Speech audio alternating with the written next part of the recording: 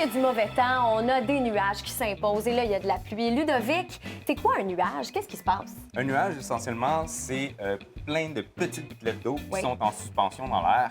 En montant, l'air va prendre de l'expansion, parce que la pression est plus basse en altitude.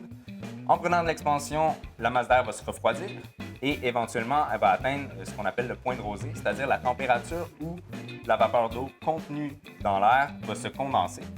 Ensuite, la pluie, c'est le même phénomène. C'est juste que si on continue à soulever la masse d'air en question, bien, les gouttelettes vont devenir de plus en plus grosses. Et c'est trop lourd, donc ça ouais, retombe. et puis, ça forme la pluie. Est-ce que c'est possible de créer un nuage, mais à petite échelle? Oui, Oui. bien sûr. Tout ce qu'on a besoin de faire, c'est de simuler une baisse de pression, OK. donc une baisse de température.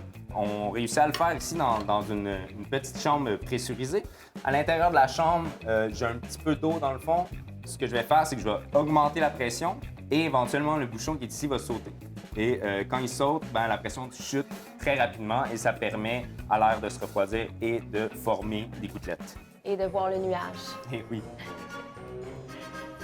Et là... Imposant, OK. Et on voit que le nuage, dans ce cas-ci, c'est d'une très courte durée.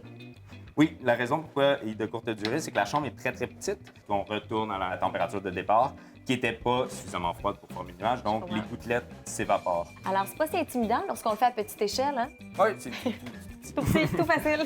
Merci.